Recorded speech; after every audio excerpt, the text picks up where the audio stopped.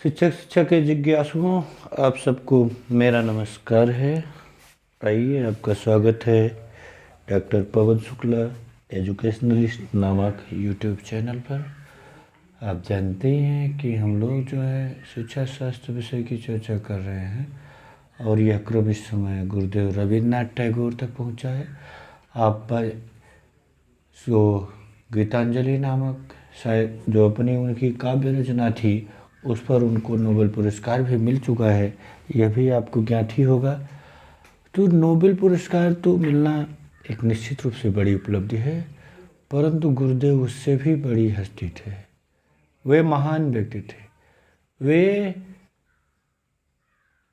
ईश्वर और मनुष्यता का जो अंतर है उसमें अंतर नहीं करते थे।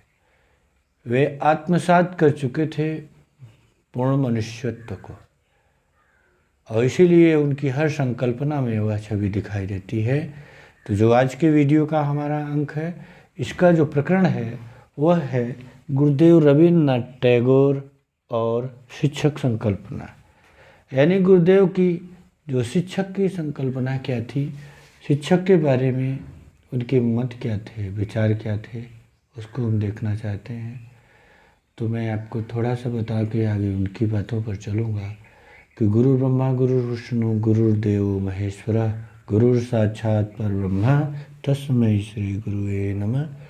तो वे गुरु की संकल्पना में पूर्णतः आदर्शवाद, प्रयोजनवाद, प्रकृतिवाद, यथार्थवाद सबके सम्मिश्रण को ही विश्व भारती में उन्होंने स्थापित किया था। तो यहाँ भी वही बात मिलेगी आपको कि जो शिक्षक होंगे, जो गुरु होंगे, वे गुरु और शिक्षक शब्द में भी अंतर करते थे। गुरु का मतलब जिसका मूल उद्देश्य ही दीपक की तरह जलते हुए अंधकार को दूर करना रह गया हो, और शिक्षक का मतलब जो शिक्षा का कार्य करने वाला हो। इसी अंतर को समझाते हुए गुरुदेव कहते हैं कि देखिए, गुरु मिलना तो बड़ा असहज कार्य है, बहुत कम गुरु मिल पाएंगे, लेकिन जो भी मिलते हैं हमको कोशिश करना चाहिए कि उनमें गुणों का बेहतर खजाना हो।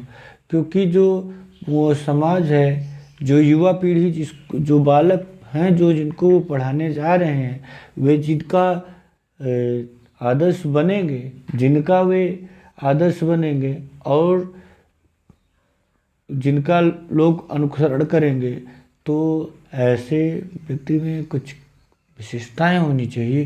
क्योंकि जो समाज है, समाज भी शिक्षक को एक बहुत ही महत्वपूर्ण स्थान देता है। तो शिक्षक को भी उस महत्वपूर्ण स्थान की, अपने पद की गरिमा बनाए रखने के लिए कुछ अपेक्षाएं उससे होनी चाहिए। गुरुदेव के विचारों को देखा जाए तो कुछ बातें समझ में आती हैं, जिनको यहाँ आप समझना चाहें तो अच्छा होगा। गुरुदेव कहते हैं कि शिक्षक को अपने आंतरिक ज्योति से मन को प्रकाशित करना है, और उसका चरित्र पूर्णतः सात्विक और ब्रह्ममय होना चाहिए। यहाँ एक एक लाइन को आपको समझना होगा कि जो शिक्षक है, उसको अपने आंतरिक ज्योति से मन को प्रकाशित करना है। ठीक है, आंतरिक ज्योति यानी जो उसकी अंतर्दृष्टि है, उससे अपने मन को प्रकाशित करना है। उसका चरित्र पूर्णतः सात्विक और ब्रह्ममय होना चाहिए। जो शिक्षक है, उसका चरित्र पूर्णतः ब्रह्ममय और सात्विक होना चाहिए। सत रज तम जानते ही हैं। तो जो सत रज तम तीन गुण हैं, आपको यह भी पता है कि ये सत रज तम सब में पाए भी जाते हैं। सात्विकता, राजसिकता, तामसिकता, ये तीनों सब में है, और जिसमें तीनों का संतुलन होगा वही बेहतर व्यक्तित्व का स्वामी होता है। अगर कोई किसी की सक्रियता या कोई जो है डोमिनेंट हो गया, यानी प्रबल हो गया, जैसे मान लीजिए किसी व्यक्ति में सत प्रबल हो गया, जैसे स्वामी रामकृष्ण में सत प्रबल हो गया, गुरुदेव रविन्द्रनाथ टैगोर में सत प्रबल हो गया, तो रज और तम जो हैं वे उसके सहयोगी हो जाएंगे। जैसा सत चाहेगा वैसे ही करेंगे। अगर रज प्रबल हो गया तो सत और तम जैसा रज चाहेगा वैसा करेंगे। अगर तम प्रबल हो गया तो सत और रज वैसा ही करेंगे जैसा कि तम चाहेगा। तो इसलिए गुरुदेव कहते हैं कि शिक्षक को सबसे पहले तो अपने आंतरिक ज्योति से मन को प्रकाशित करना चाहिए, क्योंकि उसका जो आदर्श है वह तो आदर्श है, उसका तो अनुकरण होना है। उसको तो लोग देख के सीखेंगे कि कैसे किन परिस्थितियों में क्या करना चाहिए। उसका चरित्र पूर्णतः सात्विक और ब्रह्ममय होना चाहिए। चरित्र के मामले में सात्विकता और ब्रह्म की तरह जीवन यापन वह ब्रह्ममय होना चाहिए।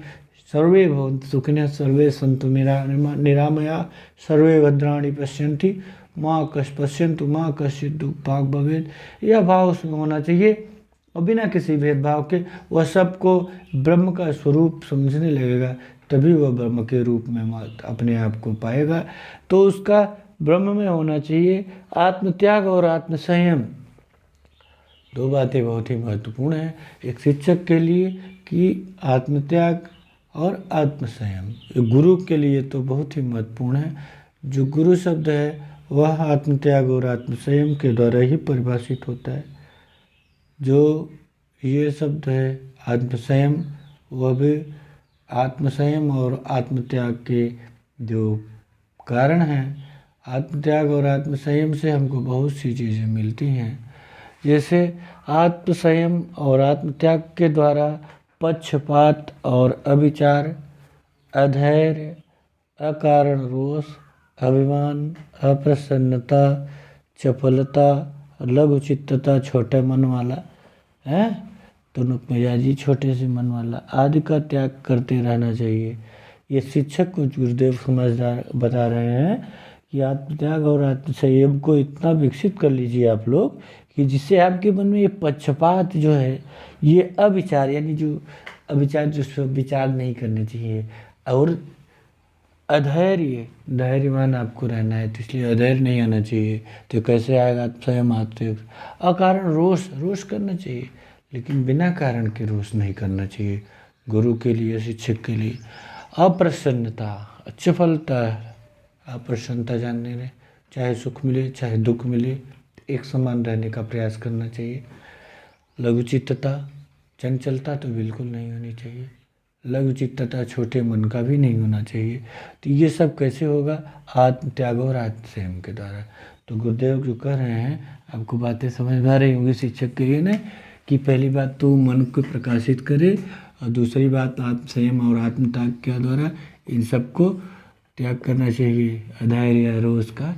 और जो जब तक कोई शिक्षक में परिपूर्ण आत्मीयता नहीं आएगी, तो ये परिपूर्ण आत्मीयता जो है उसी से गुरु शिष्य के भीतर ही शिक्षा कर्म सजीव देह में रक्त संचालन की रक्त संचालन की तरह चला देता है। ये गुरुदेव कहते थे रविन्द्रनाथ टैगोर जी कि जो गुरु शिष्य है, अगर गुरु और शिष्य के भीतर जो आत्मीयता है इस रूप में है, परिपूर्ण आत्मीयता है, परिपूर्ण आत्मीयता पर अगर हो गई है, परिपूर्ण आत्मीयता शब्द के अस्तित्व में आते ही गुरु इतना सक्षम होगा कि वह शिष्य के शरीर में जो रक्त संचालन हो रहा है उसी रक्त संचालन की तरह ही जो शिक्षा कर्म है उसे भी संचालित कर देता है।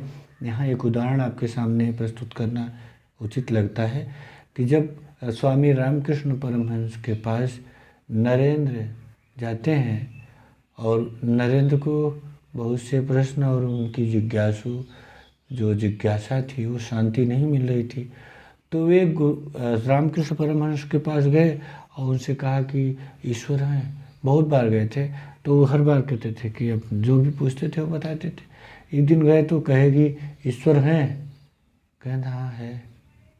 स्वामी रामकृष्ण परमहंस तो ईश्वर के अंश सभी थे, आप ही हैं हम भी हैं, लेकिन उन्होंने अपने आप को पूर्ण रूप से स्वीकार करके ईश्वर के हाथों में सौंप दिया था। तो ऐसा जो आत्मीयता है वो पूर्ण आत्मीयता है। तो पूर्ण आत्मीयता आते ही रामकृष्ण ने देखा कि जो भी लोग आते हैं सब उन्हीं के जैसे हैं, सब वही हैं। तो विवेकानंद जी में भी उन्होंने देखा। तो स्वामी जी नरेंद्र को देखे और कहे कि नरेंद्र ने पूछा कि आपको ईश्वर को देखना नहीं। ईश्वर को देखा आपने? कहा हाँ देखें, रोज देखता हूँ। तो उन्होंने कहा, नरेंद्र ने कहा कि क्या मुझे भी दिखा सकते? कहे हाँ दिखा सकते। देखोगे? कहे हाँ, बैठो।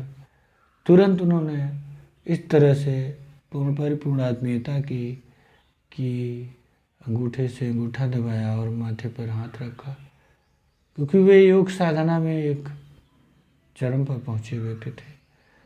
तो पूर्ण आत्मीयता आते ही उनके रक्त संचार, जैसे रक्त संचालन हो रहा है उसी प्रकार शिक्षा कर्म का संचालन करते हुए गुरुदेव क्या नाम है, स्वामी रामकृष्ण परमहंस ने नरेंद्र दत्त को भगवान का दर्शन कराया, नरेंद्र को, और इसके पश्चात ही वे स्वामी विवेकानंद हो गए। तो यही कह रहे हैं यहाँ भी गुरुदेव कि ये जो परिपूर्ण आत्मीयता है यह बहुत ही आवश्यक है शिक्षक के लिए। इसी के द्वारा जो है जो शिक्षा कर्म है वो सजीव देव में रक्त संचालन की तरह चलाया जा सकता है। और उसके बाद एक कथन और आपको यहाँ द्रष्टव्य है कि शिक्षक तब तक वास्तविक रूप से अध्यापन नहीं कर सकता जब तक कि वह स्वयं निरंतर अध्ययनशील न रहे। तो अगला गुण क्या होना चाहिए? जितनी बातें इस महत्वपूर्ण हैं वो सब मैं आपको अंडरलाइन कर दिया हूँ, और उसके बाद आप देख सकते हैं कि यहाँ क्या क्या आपको समझना है। तो निरंतर अध्ययनशीलता न रहे, अगर देखिए इसमें कह रहे हैं कि शिक्षक जब तक वास्तविक रूप से अध्यापन नहीं कर सकता तब तक वास्तविक रूप से अध्यापन नहीं कर सकता जब तक कि वह स्वयं निरंतर अध्ययनशील न रहे। शिक्षक जीवन का एक प्रमुख लक्षण जो है वो सतत अध्ययनशीलता है। धीरे बात है, अगर शिक्षक है तो वो सतत अध्ययनशील होना चाहिए। गुरुदेव कहते हैं कि जो कंटिन्यूअस, जो सतत अध्ययनशीलता है, नियमित रूप से अध्ययन करने की जो आदत है, यह शिक्षक का एक प्रमुख गुण होना चाहिए। इससे जो ज्ञान की नई विचारधाराएं पुरानी विचारधाराओं में जुड़ती जा रही हैं उनसे शिक्षक परिचित होता रहेगा। जो आधुनिक तकनीकियां आई हैं, जो नए ज्ञान खोजे गए हैं, वे सब शिक्षकों को जानना चाहिए। अध्ययनशील रहेंगे तभी तो जानेंगे। जैसे मोबाइल का अस्तित्व बहुत दिनों से नहीं है, उसके पहले कैसे था? उसके पहले अस्तित्व था नहीं।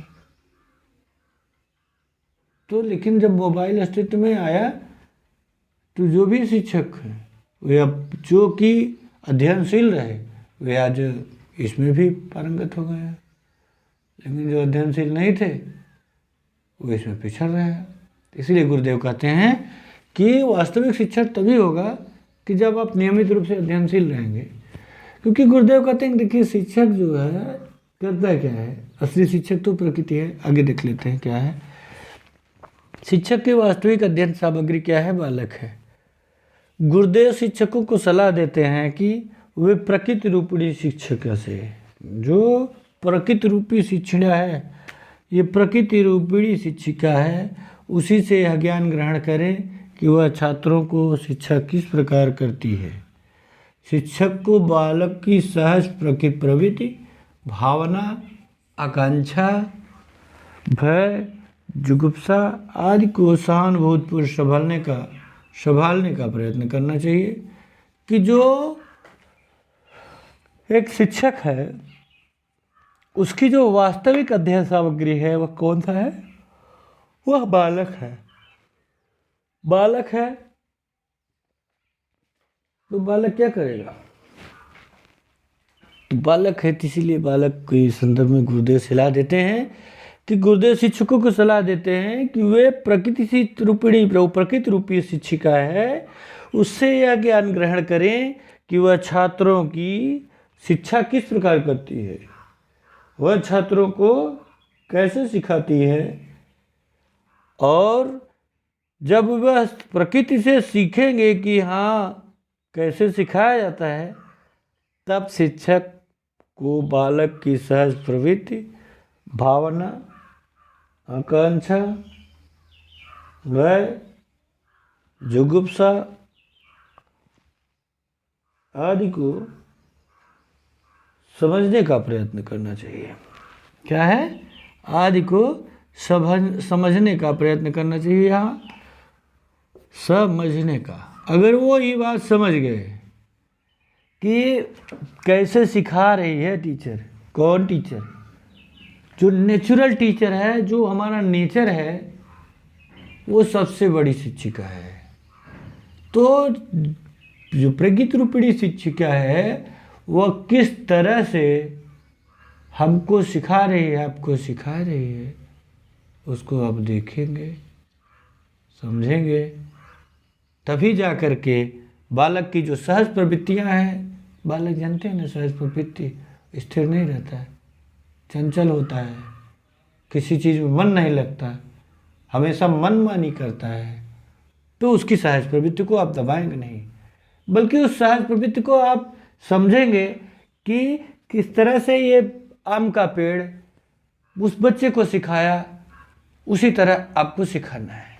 किस तरह से इस पृथ्वी के कंकड़ों ने बच्चे को सिखाया है, किस तरह से मिट्टी पानी ने उसको, आग ने सिखाया है, ये आप समझना है। गुरुदेव इसीलिए जोर देते हैं कि पहले आप समझो कि जो प्रकृति है वो किस प्रकार से बच्चों को सिखा रही है। इस बात को आज अगर आप समझ गए हैं तो निश्चित रूप से आप बालकों की प्रकृति समझ लेंगे, बालकों की भावनाओं को समझ लेंगे, आकांक्षाओं को समझ लेंगे, और उनको जो इन लोगों का समझने का प्रयत्न करेंगे, तभी आप संभव है कि एक अच्छे शिक्षक के रूप में अपने आप को स्थापित कर सकेंगे। क्योंकि प्रकृतिवाद, आदर्शवाद, प्रयोजनवाद, यथार्थवाद, अस्तित्ववाद, मानवतावाद, जितने भी वाद हैं, सबको आदर्श स्थिति में करते हुए जो एक संकल्पना शिक्षक की बनती है, गुरुदेव उसी शिक्षक संकल्पना को स्वीकार करते हैं। तो आप जो कुछ भी करना हो, आपका कमेंट बॉक्स में स्वागत है। आप चैनल लाइक करने, शेयर करने, सब्सक्राइब करना मत भूलिएगा। धन्यवाद, नमस्कार।